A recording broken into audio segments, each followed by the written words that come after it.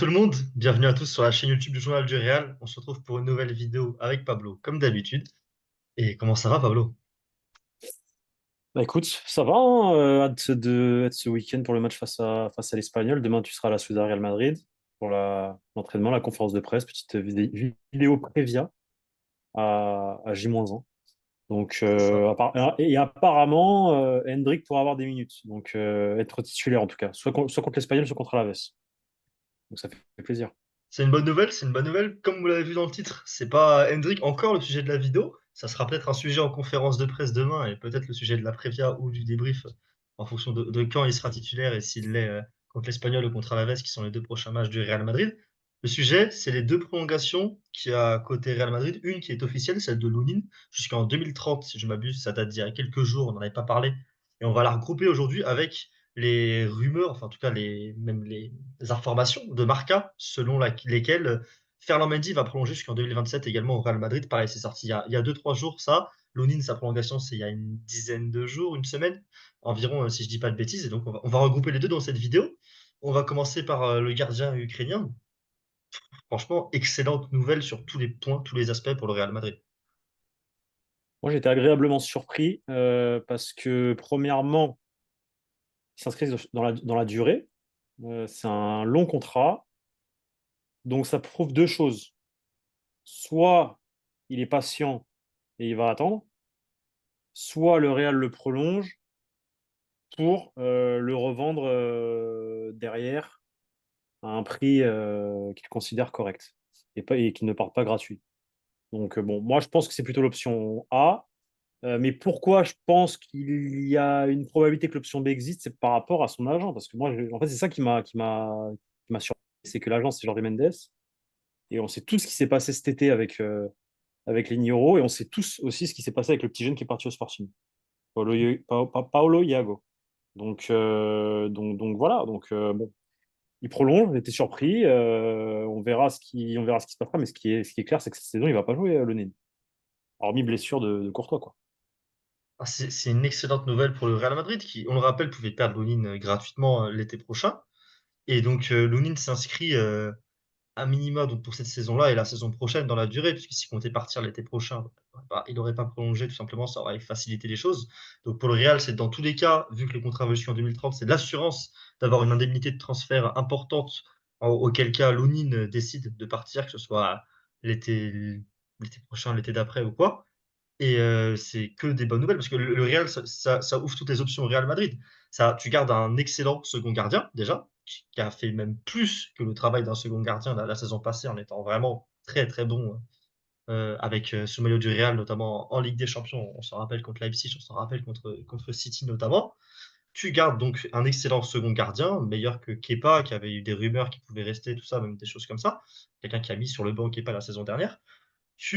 D'un point de vue financier, tu te permets d'un coup d'avoir une flexibilité. Enfin, tu vas pouvoir récupérer la somme logique pour Louni n'est pas une vente au rabais à un an de la fin du contrat, comme ça aurait pu être le cas cet été. Tu ne le perds pas gratuitement, tu es gagnant à 2000%. Et même dans le cas où Louni décide vraiment que son objectif, c'est de faire l'après Courtois, bah, tu as un gardien qui a quand même montré d'excellentes choses. On verra si ce sera lui C'est ça. ou pas. Mais tu as un gardien qui a montré d'excellentes choses, qui aime le club et qui est prêt du coup à rester jusqu'en 2030. Et en 2030, Courtois, il aura 35-36 ans. C'est un gardien qui est grand, qui se repose, qui va très vite au sol, qui se repose quand même sur ses qualités athlétiques, même s'il a sa taille. On verra ce que ça donne. Mais si ça se trouve, Lounine croit en lui pour être l'après Courtois.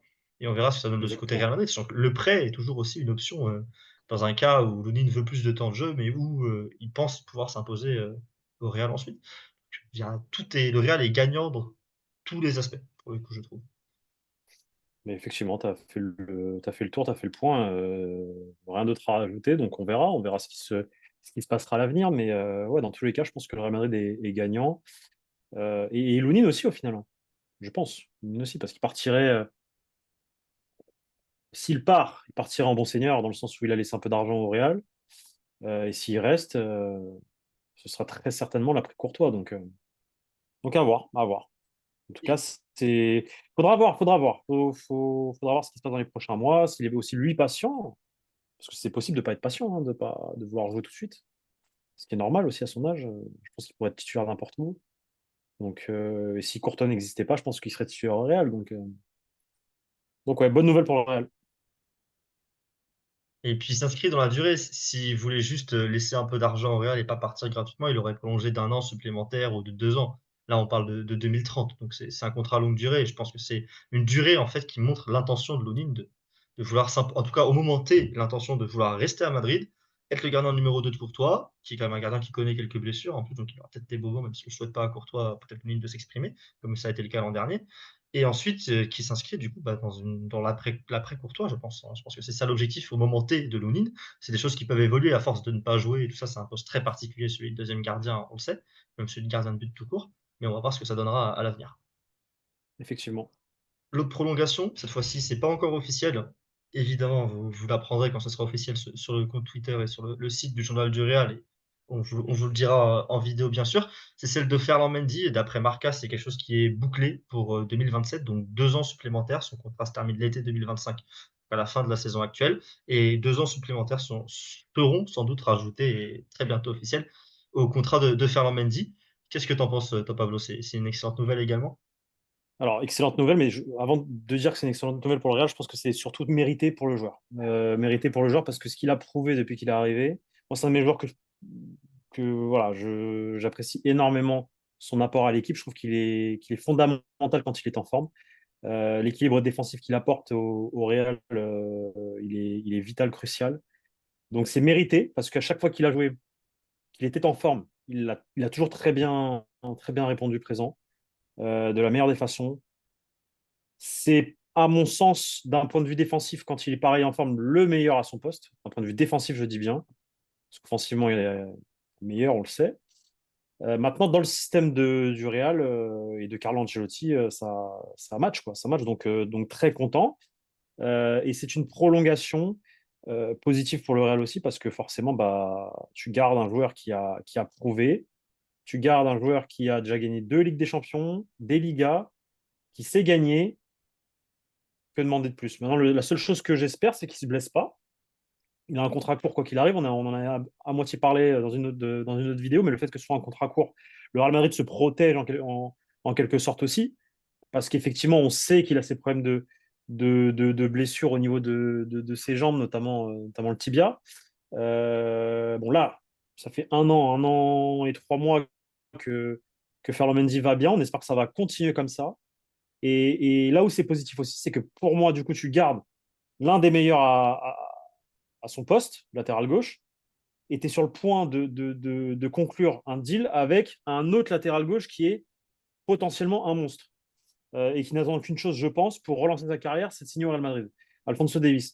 Donc l'année prochaine, tu risques d'avoir Alphonso Davies et Ferland Mendy dans le même effectif. C'est deux profils différents, c'est deux joueurs qui vont instaurer une certaine concurrence pour le poste de latéral gauche. Ils vont devoir être au meilleur niveau toute la saison. On se rappelle hein, le jeu des bouteilles de Unai Emery en conférence de presse avec le Paris Saint-Germain, c'est bien drôle. Mais voilà, non, moi je trouve que c'est une très très bonne nouvelle et je suis très content pour le joueur.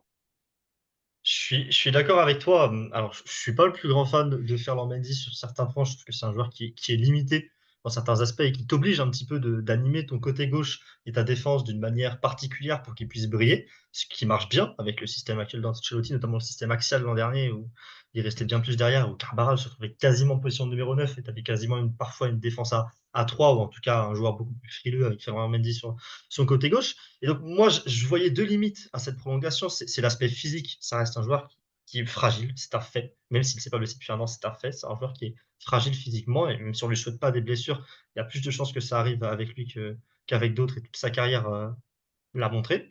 Et l'autre aspect, c'est vraiment ce côté, tu ne peux jouer que d'une manière. Un petit peu, tu peux défendre et animer ton côté gauche un petit peu que d'une manière avec Ferland Mendy. Un côté un peu unidimensionnel, on va dire, dans la manière d'utiliser Ferland Mendy. Il n'y a pas 36 manières de bien utiliser Mendy. Mais, comme tu l'as dit, contrat courte durée. Donc le Real Madrid se couvre en cas de gros problèmes de blessure, en cas vraiment de grave rechute côté Ferland Mendy, bien qu'on ne lui souhaite pas.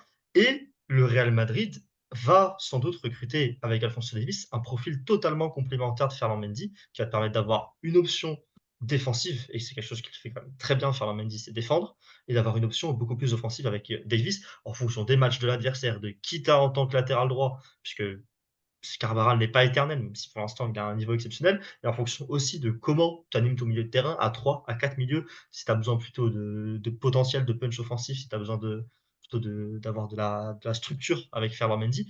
Et pour moi, du coup, les deux limites que je voyais à sa prolongation sont en quelque sorte répondues par le Real Madrid avec ce contrat à courte durée et, on l'espère, l'arrivée de Davis qui, du coup, du coup, avec ces deux conditions-là, on va dire, complétées, ça, je ne vois plus aucun point négatif à sa prolongation finalement. Bah, écoute, je pense qu'on est plutôt d'accord du coup sur ce point-là. Ouais, Même si je suis c'est pas une d'accord avec vidéo, toi, même c'est si une je suis pas vidéo où on est d'accord avec plutôt toi sur d'accord. le, même si je suis pas d'accord avec toi sur le niveau de Ferland Mendy, même. Après, je peux comprendre que tu n'apprécies pas trop le fait que techniquement ce soit compliqué, même s'il a déjà prouvé pouvoir marquer du pied droit, par exemple.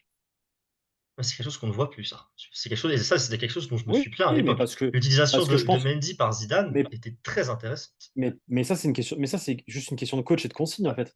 ouais, bien sûr, bien sûr, bien sûr. Et Si Carlo je dis Ancelotti, pas que Mendy est un si peintre. Carlo Ancelotti, non mais si Carlo Ancelotti lui dit de rester et de couvrir, tu vas rien y faire. Ouais, c'est une Il va question pas montrer de d'équilibre. qualité offensive. Et je ne dis pas que Ferland Mendy est un peintre. Je dis juste que on a l'impression qu'il l'est dans la manière dont il est utilisé un petit peu par Carlo Ancelotti sur certains aspects.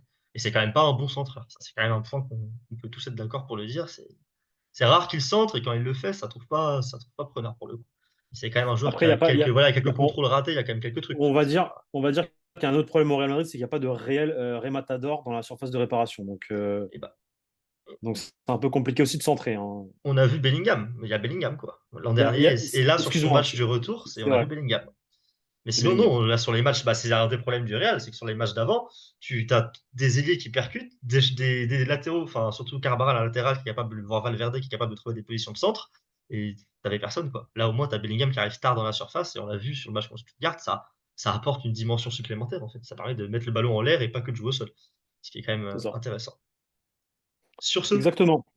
merci à toi, Pablo, pour cette petite vidéo. Dites-nous en commentaire ce que vous pensez des deux prolongations de contrat, celle de Lounine, la future prolongation de Ferland Mendy, qui a quand même l'air d'être actée à 90-95%, on va pas s'avancer à ce point-là. Bon, vu ce qui est sorti et vu ce qu'il y a autour, je vois pas pourquoi ce serait pas le cas qu'on l'apprenne dans quelques jours.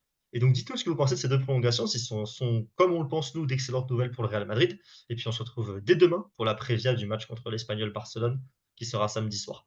Merci à vous, on se retrouve très bientôt sur la chaîne YouTube du Journal du Real. Salut! Ciao les gars.